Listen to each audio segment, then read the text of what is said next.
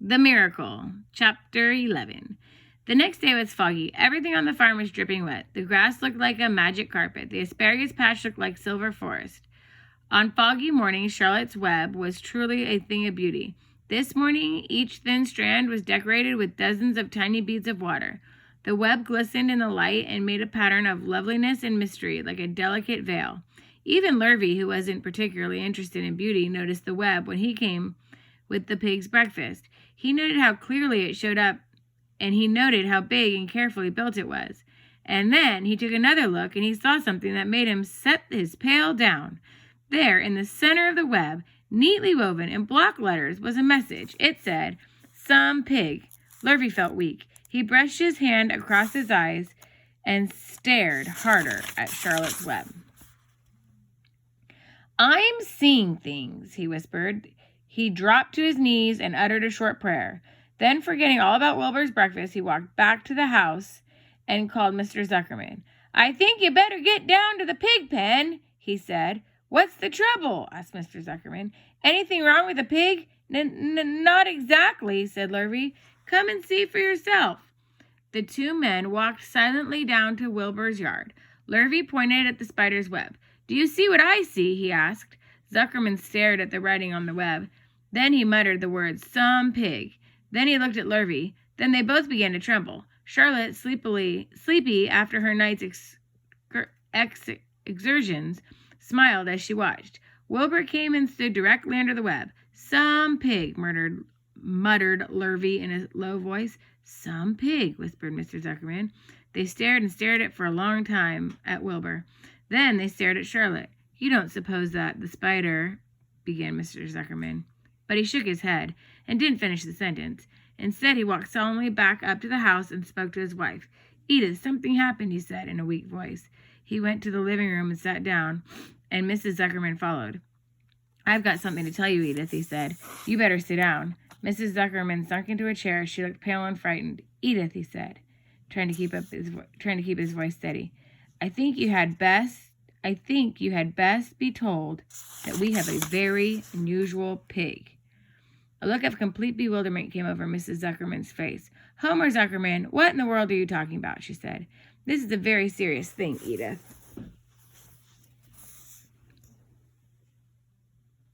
He replied, "Our pig is completely out of the ordinary." "What's unusual about the pig?" said Mrs. Zuckerman, who was beginning to recover from her scare. "Well, I don't really know yet," said Mr. Zuckerman, "but we have received a sign, Edith, a mysterious sign. A miracle has happened on this farm.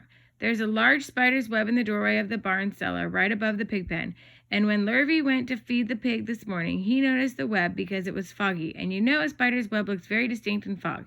And right sprang in the middle of the web were the words, 'Some pig.' The words were woven right into the web. There were actually parts of the web, Edith. I know because I have been down there and see them. It says 'Some pig,' just as clear as can be.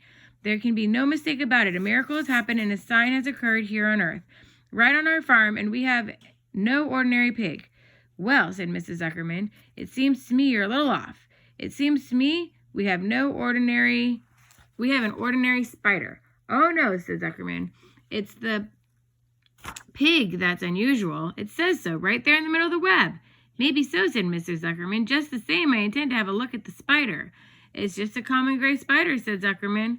They got up, and together they walked down to Wilbur's yard. "You see, Edith, it's just a common gray spider." Wilbur's pleased to receive so much attention. Lurvy was still standing there, and Mr. and Mrs. Zuckerman, all three, stood there for about an hour, reading the words on the web over and over and watching Wilbur. Charlotte was delighted with the way her trick was working. She sat without moving a muscle and listened to the conversation of the people when a small fly blundered into her web just beyond the word pig. Charlotte dropped down quickly, rolled the fly up, and carried it out of the way. After a while, the fog lifted, the web dried off, and the words didn't show up so plainly. The Zuckermans and Lurvy walked back to the house. Just before they left the pig pen, Mr. Zuckerman took one last look at Wilbur. "You know," he said in an important voice, "I've thought all along that the pig of ours was extra good one. He's a solid pig. The pig's as solid as they come." You notice how solid he is around the shoulders, Lurvy. Sure I do, said Lurvy. I've always noticed that pig. He's quite a pig. He's long and he's smooth, said Zuckerman. That's right, agreed Lurvy. He's as smooth as they come. He's some pig. When Mr. Zuckerman got back in the house, he took off his work clothes, put on his best suit, then he got in his car and drove to the minister's house. He stayed for an hour and explained to the minister a miracle that had happened on the farm. So far, said Zuckerman, only 4 people on earth know about this miracle. Myself, my wife, Edith, and my hired man, Lurvy, and you. Don't tell anybody else, said the minister. We don't know what it means yet, but perhaps if I give it thought to it, I can explain it in my sermon next Sunday. There can be no doubt that you have the most unusual pig. I intend to speak about it in my sermon and point out the fact that this community has been visited with a wondrous animal. By the way, does the pig have a name? Why, yes, said Mr. Zuckerman. My little niece calls him Wilbur. She's a rather queer child, full of notions. She raised the pig on a bottle, and I bought it from her when he was a month old. He shook his hands with the minister and left. Secrets are hard to keep. Long before Sunday came, the news spread all over the county. Everybody knew that a sign had appeared in the spider's web in Zuckerman's place. Everybody knew that the Zuckermans had a wondrous pig. People came from miles around to look at Wilbur and read the words on Charlotte's web. The Zuckermans' driveway was full of cars and trucks, and from morning till night, Fords and Chevys and Buick Roadmasters and GMC pickups and Plymouth and Studebakers and Packards and DeSotos with Geromatic transmissions and Oldsmobiles with rocket engines and Jeep station wagons and Pontiacs. The news of the wonderful pig spread clear up into the hills, and farmers came rattling down the buggies and buckboards to stand hour after hour with Wilbur's pen, admiring the miraculous animal. All said they had never seen such a pig before in their lives. When Fern told her mother that Avery had tried to hit the Zuckerman spider with a stick, Mrs. Arable was so shocked that she sent Avery to bed without any supper as punishment. In the days that followed, Mr. Zuckerman was so busy entertaining visitors that he neglected his farm work. He wore his good clothes all the time now, got right into them when he got up in the morning. Mrs. Zuckerman prepared special meals for Wilbur. Lurvy shaved and got a haircut, and his principal farm duty was to feed the pig while people looked on.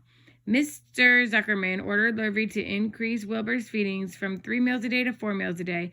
The Zuckermans were so busy with visitors, they forgot about other things on the farm. The blackberries got ripe, and Mrs. Zuckerman failed to put up any blackberry jam. The corn needed hoeing, and Lurvy didn't have find time to hoe it. On Sunday, the church was full. The minister explained the miracle. He said the words on the spider's web prove that human beings must always be watched for the coming wonders.